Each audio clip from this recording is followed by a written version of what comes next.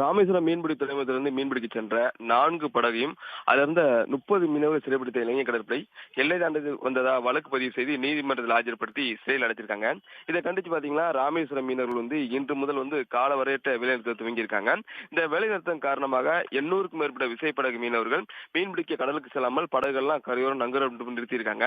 இந்த வேலைநிறுத்தம் காரணமாக நேரடியாகவும் மறைமுகமாகவும் 25,000க்கும் மேற்பட்ட மீனவர்கள் வேலை இழந்திருக்காங்க.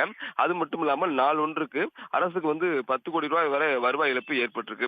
மேலும் இந்த இலங்கை கடற்படை சிறைப்பிடித்த ராமேஸ்வரம் மீனவர்களையும் படகை விடுதலை செய்ய வேண்டும். அதே போல இலங்கை வசம் உள்ள அனைத்து விசைப்படகுகளையும் இலங்கை சிறையில் உள்ள அனைத்து மீனவர்களையும் விடுதலை செய்ய வலியுறுத்தி ராமேஸ்வரம் மீனவர்கள் ராமேஸ்வரம் மீன்பிடி டோக்கன் வழங்கும் அலுவலகம் முன்பு காலை 10 மணிக்கு ஒரு கண்டன ஆர்ப்பாட்டத்தில் ஈடுபட இருக்காங்க.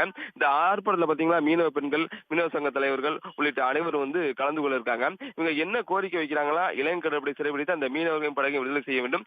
அதே போல காரைக்கால் மீனவர்கள் பாக்ஸ்ல சந்தி, மன்னார் வளைகுடா மற்றும் இலங்கை பகுதியில் மீன் பிடிப்பதால் பாத்தீங்கன்னா தொடர்ச்சியா ராமேஸ்வரம் மீனவர் இலங்கை கடற்படை அதிக அளவு பாதிப்பு ஏற்படக்கூடிய சூழ்நிலை இருக்கு. அதையும் தமிழக அரசு தடுத்து நிற்க நடவடிக்கை எடுக்க வேண்டும். மத்திய அரசு இலங்கை சூழல் அந்த மீனவர் படகை விடுதலை செய்ய வேண்டும் என்பதே ராமேஸ்வரம் மீனவர்கள் கோரிக்கையாக உள்ளது.